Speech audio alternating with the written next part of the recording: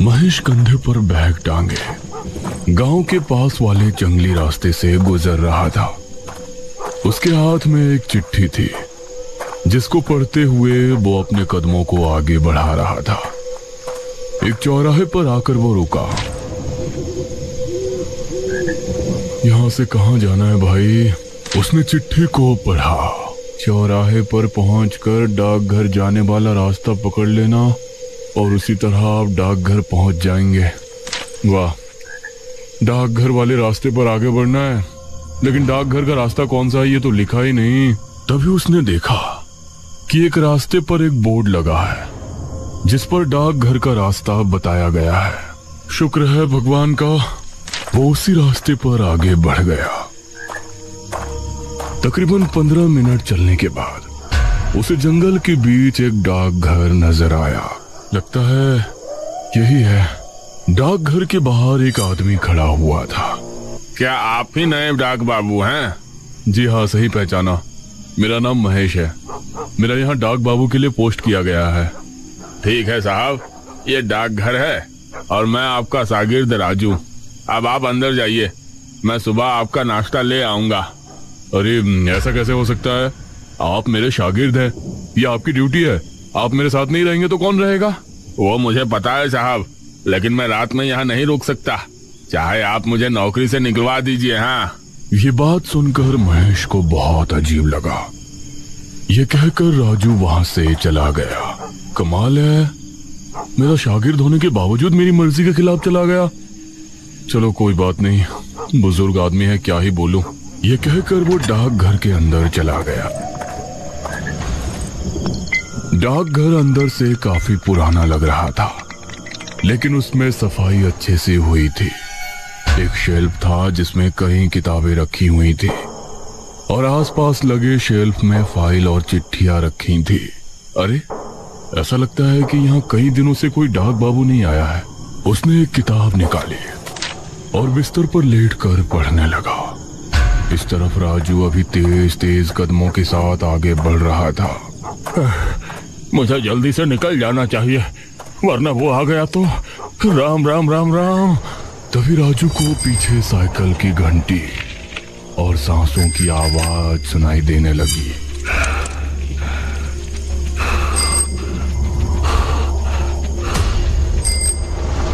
इन आवाजों को सुनकर उसका दिल दहल उठा।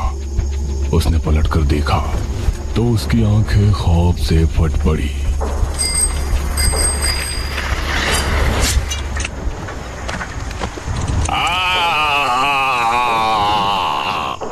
महेश की यहाँ पहली रात थी, इसलिए उसे नींद भी नहीं आ रही थी।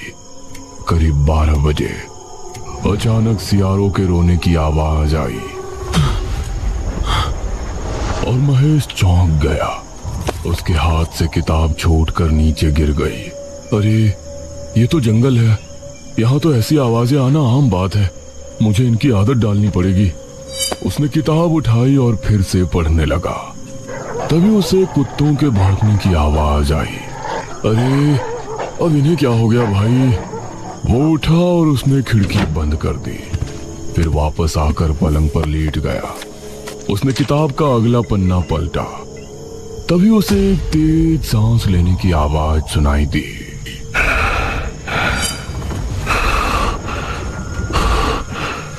और साइकिल के पेडल के साथ घंटी की आवाज भी सुनाई दी। ये इतनी रात को कौन साइकिल पर घूम रहा है? और ये सांसों की आवाज?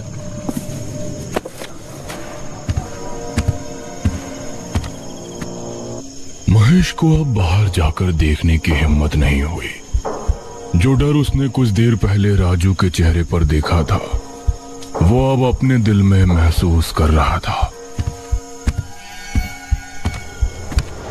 वो फिर से बिस्तर पर लेट गया। उसके माथे पर पसीने आ गए, यहाँ तक कि उसने अपने कानों पर हाथ रख लिए, लेकिन वो आवाजें अभी भी उसको सुनाई दे रही थी, जिसकी वजह से उसे पूरी रात में कुछ झपकियां आई, लेकिन नींद पूरी नहीं हुई। सुबह के 6 बजे जब घंटा बजा तो उसकी आंख खुली। हे भगवान, शुक्र है तेरा। उसने खिड़की खोली और आसपास देखा तो सब कुछ ठीक था।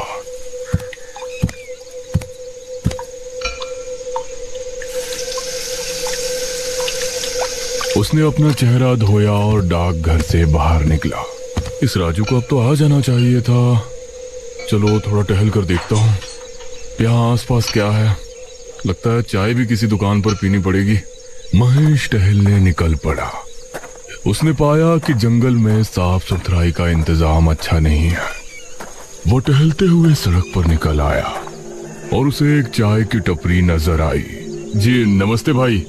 नमस्ते साहब, इस गांव के तो नहीं लगते, कहाँ से आए हैं? सही पहचाना चाचा, मैं वो डाकघर का नया बाबू हूँ। ये सुनकर वहां मौजूद सभी लोग महेश को घूरने लगे। क्या आप उस डाकघर के बाबू हैं? क्या आप रात को वहां रुके थे? ये सुनकर महेश को अजीब लगा। हाँ, अब वहां पोस्ट हुआ है तो दिन हो या रात मुझे ठहरना तो पड़ेगा। इसमें इतनी हैरानी वाली कौन सी बात है? अरे नहीं कुछ नहीं, आपको कोई परेशानी नहीं है तो ठीक है, वरना हमने तो यही देखा है कि जो भी डाक बाबू आता है वो या तो रात को रुकता नहीं और रुकता है तो अगले दिन भाग जाता है। चाय वाले की बात सुनकर अब महेश को राजू की बात ध्यान आई। कैसे वो भी वहां रुकने को तैयार नहीं था।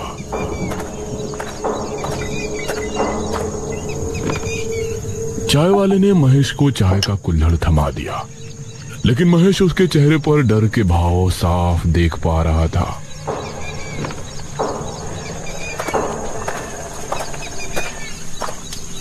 महेश चाय पीकर वापस डाकघर आया तो उसे फोन आया। जी महेश बाबू बोल रहा हूँ। डाक बाबू, मैं गांव का मुखिया बोल रहा हूँ। वो असल में आपका शागिर्द आज आपके पास नहीं आएगा। अरे लेकिन क्यों नहीं आएगा मुखिया जी? मैंने तो अभी नाश्ता तक नहीं किया। अरे वो कोई बात नहीं, हम कुछ दिनों में नया शागिर्द आपको दे देंगे। खाने पीने का इंतजाम आपको मैं करवा दूंगा, बस आप कुछ दिन इंतजार कर लीजिए। बड़ी अजीब बात है, कोई पूरी बात बताता ही नहीं। महेश ने फाइल निकाली और अपना काम करने लगा। दोपहर तक उसने रजिस्टर का काम किया और फिर दोपहर से शाम तक चिट्ठियां बांटने गया।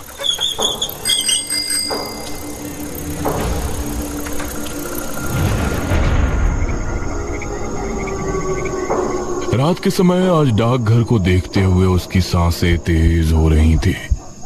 उसने भगवान का नाम लिया और डाकघर के अंदर चल दिया।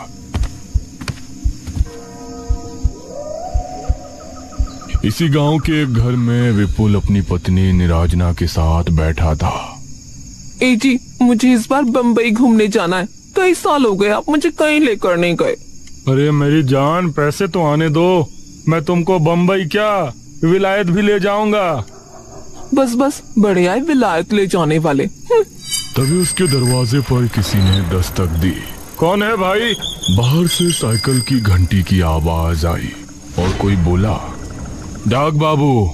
अरे ये डाकिये रात में भी आने लगे। विपुल उठकर दरवाजे पर गया तो सामने कोई नहीं था। कमाल है, यहाँ तो कोई नहीं है। तभी उसकी नजर जमीन पर पड़ी तो वहां पर एक चिट्ठी पड़ी थी। ये क्या, लगता है कुछ ज्यादा ही जल्दी में था। उसने चिट्ठी उठाई और पढ़ने लगा। विपुल, मुझे पता है कि तुम्हारे घर की हालत इस समय ठीक नहीं है। तुमको पैसों की सख्त जरूरत है और तुम पैसों के लिए कुछ भी करने को तैयार रहते हो, यह भी मुझे पता है। अरे कौन है ये जो मेरे बारे में इतना जानता है? तुम्हारे लिए एक काम है। आज रात 1 बजे के समय डाकघर के पीछे वाले बरगद के पेड़ पर चले आना। मैं तुमको वहां मिलकर काम समझा दूंगा। सिर्फ 1 दिन का काम है और उसके तुमको पूरे 5000 रुपए दूंगा। यह पढ़कर विपुल के चेहरे पर मुस्कान छलक आई। क्या हुआ, क्यों मुस्कुरा रहे हो? किसी की लुगाई का खत आया है क्या? अरे नहीं नहीं, एक काम आया है मेरे लिए, उसे कर दिया तो 5,000 रुपए आ जाएंगे एक ही दिन में। अरे लेकिन है कौन जिसने ये भेजा है? अरे तुम आम खाओ, पेड़ मत गिनो। विपुल मुस्कुराया, उसने चिट्ठी को रख दिया और 1 घंटे बाद घर से निकला। उसके चेहरे पर मुस्कान थी, लेकिन दिल में एक सवाल भी था।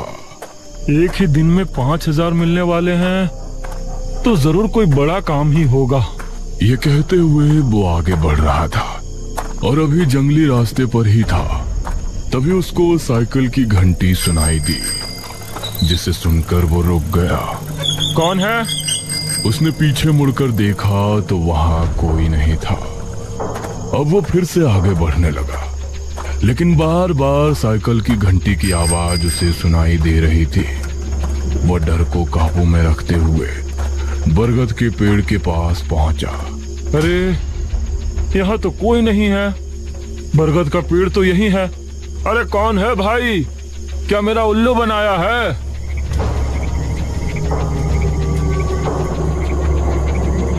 उसने इधर देखा तो आसपास कोई नहीं था। तभी उसने देखा कि कई कुत्ते भौंकते हुए उसकी ही तरफ आ रहे हैं। अरे ये इतने सारे कुत्ते कहां से आ गए?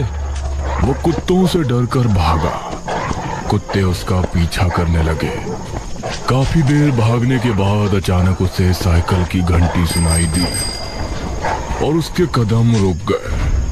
सामने की ओर से एक आकृति उसे अपनी ओर आती नजर आई। इस आकृति से समझ आ रहा था कि कोई शख्स साइकिल पर बैठा उसकी तरफ आ रहा है। कौन है? वो आकृति साफ होती। इससे पहले ही पीछे से आ रहे कुत्ते विपुल पर टूट पड़े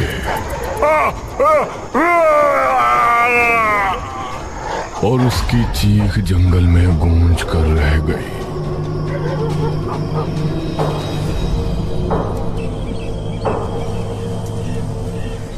सुबह होने पर विपुल की लाश जंगल में पाई गई। उसकी पत्नी उसकी लाश के पास बैठी रो रही थी। कुछ गांव वालों के साथ मुखिया और महेश भी वहां मौजूद थे। ये विपुल इतनी रात में भला यहाँ क्या करने आया था? इन्हें डाक बाबू कोई चिट्ठी देकर गए थे और ये कह रहे थे कि चिट्ठी लिखने वाले ने यही इन्हें जंगल में बुलाया है। ये सुनकर महेश हैरान रह गया। अरे ये कैसे हो सकता है? मैं तो रात में कहीं कोई चिट्ठी देने नहीं गया। ये सुनकर मुखिया और सभी गांव वाले हैरान रह गए, लेकिन किसी के मुंह से कुछ नहीं निकला। इस घटना को देखकर महेश के मन में कई सवाल उठे, लेकिन जवाब देने वाला कोई नहीं था। वो डाकघर वापस आया और अपने काम में लग गया। अगली रात मुखिया की बेटी नुपुर अपने पतिदेव बलदेव के साथ अपने घर पर बैठी बातें कर रही थी। तभी दरवाजे पर दस्तक हुई। जरा देखो तो जान, कौन है दरवाजे पर? अरे मैं क्यों देखूं? पूरा दिन काम करके थक चुकी हूँ, तुम देखो। अरे इतने बड़े घर में रह रही हो, फिर भी मेरी जरा भी कद्र नहीं है तुमको। अरे वाह, भूल गए, ये बड़ा सा घर तुमको मिला भी है मेरी वजह से। चलो जल्दी से जाओ। उसकी बात सुनकर बलदेव दरवाजे पर पहुंचा तो उसे सामने जमीन पर एक चिट्ठी नजर आई। इतनी रात में भला कौन चिट्ठी देने आया होगा? उसने चिट्ठी को उठाया और पढ़ने लगा। तुम्हारे गुनाहों की सजा तुमको मिलने वाली है। तुमने जिस गुनाह को अंजाम देकर सच छिपा लिया था, अब वो सबके सामने आने वाला है। क्या हुआ जी? आपके चेहरे का रंग कैसे उड़ गया? अरे इस चिट्ठी में लिखा है कि उसने सारी बात नुपुर को बताई। कौन है ये? कहीं से सचमुच कुछ पता तो नहीं? आगे पढ़ता हूँ। मुझे तो बहुत डर लग रहा है। अगर तुम चाहते हो कि तुम्हारा गुनाह अब भी छिपा रहे तो तुम 12 बजे डाकघर के पीछे लगे बरगद के पेड़ पर पहुंच जाओ। मैं वहां तुमको मिलूंगा। बाकी की बातें वहीं होंगी। हमें जाना होगा। ये जो भी है, हमें इसको रोकना ही पड़ेगा। अब बलदेव नुपुर को लेकर घर से निकला और बरगद के पेड़ की तरफ रवाना हो गया। उसे कुछ ही दूरी पर डाकघर भी दिखाई दे रहा था। कौन है? क्या कोई मुझे सुन पा रहा है? तभी इन दोनों को साइकिल की घंटी सुनाई दी। दोनों ने चौंकते हुए देखा तो वही साइकिल सवार आकृति उनकी तरफ बढ़ रही थी। वह बहुत तेजी में था। वो बिजली की रफ्तार से इनके करीब आया और इन पर भी हमला हुआ। यह चीख डाकघर में बैठे महेश को सुनाई दी। इस बार मुझे देखना ही पड़ेगा।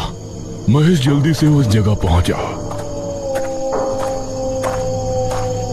तो उसने पाया कि बलदेव और नुपुर उसी हालत में मरे पड़े हैं जैसे विपुल की मौत हुई थी। कौन है ये? क्यों लोगों को मार रहा है? कोई जानवर है या राक्षस? तभी उसने सामने से एक साइकिल को आते हुए देखा। उसे आता देखकर महेश का गला सूख रहा था। जैसे जैसे उसका चेहरा साफ होता गया तो महेश के दिल की धड़कन मानो ट्रेन के इंजन की तरह दौड़ पड़ी। महेश ने आगे कदम बढ़ाया लेकिन उसका पैर एक पत्थर से टकराया। महेश गिर गया और उसके सर पर चोट आने की वजह से बेहोश हो गया।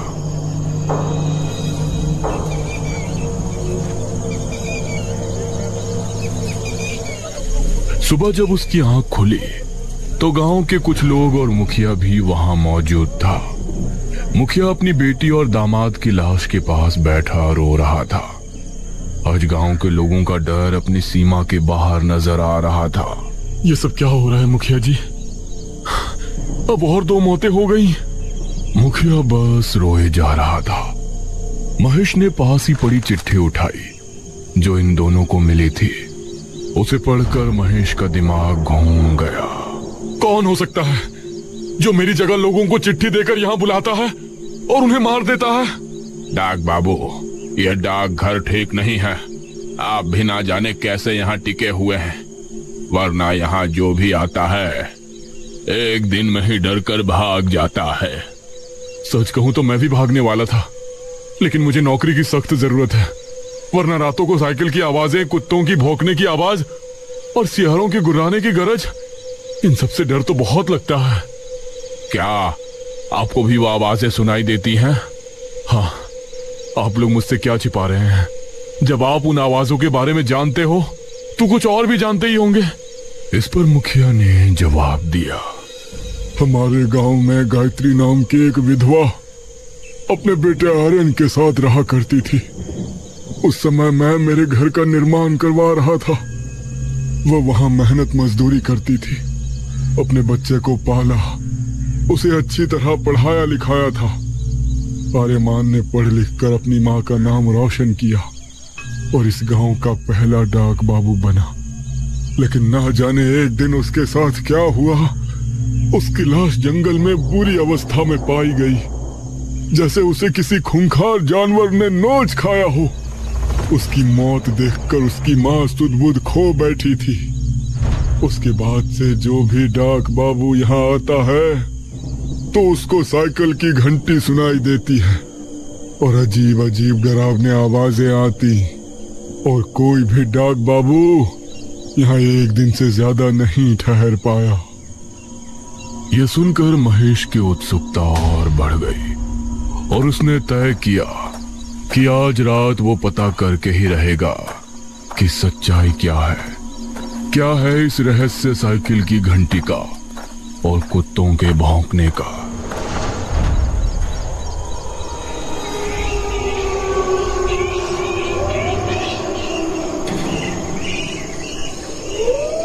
रात होने पर महेश डाकघर के दरवाजे पर खड़ा हो गया। कभी कुत्तों के भौंकने की आवाज आती तो कभी सियारों के रोने की, लेकिन आज महेश हिम्मत करके अपनी जगह खड़ा हुआ था। ठीक 11 बजे उसे साइकिल की घंटी सुनाई दी तो उसके कान खड़े हो गए। उसने पाया कि सामने से उसे वही आकृति आ रही है, लेकिन वो हिम्मत करके वहां खड़ा रहा। वो आकृति नजदीक आई और एक चिट्ठी फेंक कर आगे निकल गई। महेश उसका चेहरा नहीं देख पाया, लेकिन चिट्ठी देखकर उसकी सांसें तेज चलने लगी। उसने चिट्ठी उठाई और पढ़ना शुरू किया। मेरा नाम आर्यमन है। मैं इस गांव का पहला डाक बाबू बनकर बहुत खुश था और कई सालों की नौकरी के बाद मैंने पैसे जमा किए थे। अपनी पुश्तैनी जमीन बेचकर मैंने अपने कमाए हुए पैसे मिलाए और उसके बाद गांव का सबसे बड़ा घर खरीदना और उसके अंदर अपनी माँ को रहते हुए देखना मेरी ख्वाहिश थी। लेकिन वो घर मुखिया ने अपनी बेटी के नाम कर रखा था। मैंने मुखिया से उसे खरीदने की बात कही तो उसने मुझसे पैसे तैयार रखने को कहा। अगली रात मुखिया अपने दामाद बलदेव और एक आदमी विपुल के साथ डाकघर आया। मुखिया जी, मैंने कागजात बनवा लिए हैं। आप इन कागजात पर दस्तखत कर दें, फिर ये पैसे आपके और वो घर मेरा। मुखिया ने पहले पैसों की गिनती विपुल और बलदेव से करवाई। मुखिया जी, अब इन कागजों पर अपने दस्तखत कर दें। क्यों नहीं डाक बाबू? तभी मुखिया ने विपुल को इशारा किया और उसने मेरे सर पर डंडा मारा। वो घर मेरी बेटी के नाम है और वही उसमें रहेगी। यह सब नाटक तो मैंने तेरी जमीन के पैसे और तेरी जमा पूंजी हड़पने के लिए किया था। इस गांव में सबसे अमीर मैं हूँ और मैं ही रहूंगा। मुखिया और उन गांव वालों ने मिलकर मुझे बरगद के पेड़ के नीचे फिकवा दिया। इसलिए जब भी कोई डाक बाबू आता है तो मैं उसे अपनी कहानी सुनाने की कोशिश करता, क्योंकि मैं चाहता था कि मुखिया की और मेरे खून की हकीकत सबके सामने आए। यह खत पढ़कर महेश को मुखिया पर बहुत गुस्सा आया।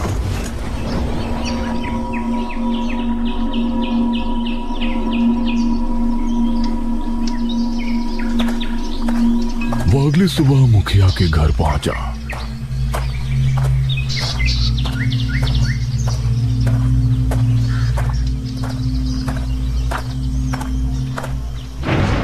मुखिया जी, आपने जो आर्यमान के साथ किया था उसकी आत्मा ने मुझे सब बता दिया है। अरे ये क्या बकवास कर रहे हो तुम? अगर अपनी भलाई चाहते हो तो आज रात डाकघर आ जाना। मैंने एक तांत्रिक को बुलाया है। वो तांत्रिक आर्यमन की आत्मा को कैद करके ले जाएगा और फिर इस गांव से उस आत्मा का खतरा हमेशा के लिए खत्म हो जाएगा। मुझे भी उससे तभी छुटकारा मिलेगा। यह सुनकर मुखिया के चेहरे पर मुस्कान छलक आई। ये हुई ना बात। मुखिया बहुत खुश हुआ।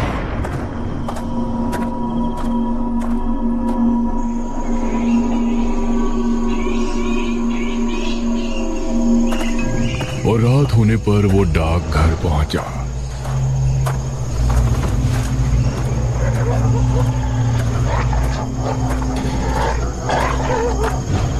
अरे महेश, तुम तो किसी तांत्रिक को बुलाने वाले थे ना? कहाँ है वो तांत्रिक? अब आप आ गए हैं तो वो भी आता ही होगा।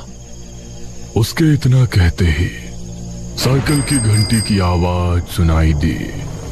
मुखिया के चेहरे का रंग उड़ गया। दोनों को सामने से आकृति नजर आई और कुछ ही दूरी पर आकर वो रुक गई। ये क्या है? तूने मुझे मारकर अच्छा नहीं किया मुखिया। अब मैं तुझे जिंदा नहीं छोड़ूंगा। ये क्या है महेश? उसकी आत्मा हमारे सामने है।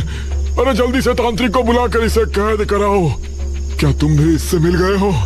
अगर किसी को भी बताया कि इसे मैं नहीं मारा था तो मैं तुमको भी जिंदा नहीं छोड़ूंगा। हाँ। उसी समय वहां छिपा कोतवाल सामने आया।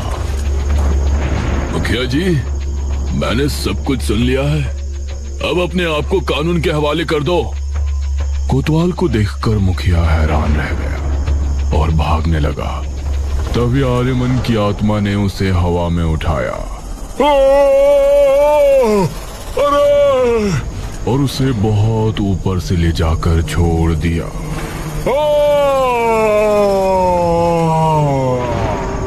ज्यादा ऊंचाई से गिरने पर मुखिया की मौत हो गई। अब मेरी माँ को उस घर में पहुंचाना भी तुम्हारा ही काम है महेश। मैं जरूर करूंगा।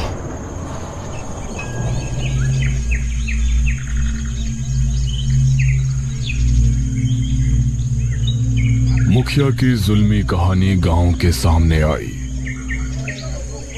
अब महेश के बयानों को लेने के बाद कोतवाल के जरिए आर्यमन की मां को उस बड़े से घर में रहने की इजाजत मिल गई। उसे अपने बेटे की मौत का गम था, लेकिन उसका सपना पूरा होने की खुशी भी थी। उसके बाद महेश अच्छे से अपने काम में लग गया। अब रात के समय जब भी उसको साइकिल की आवाज सुनाई देती तो वो डरता नहीं, बल्कि समझ जाता कि आर्यमन उसे अपने अंदाज में धन्यवाद कह रहा है, क्योंकि उसी की वजह से उसकी मां आज बिल्कुल सही जगह अपने घर पर है।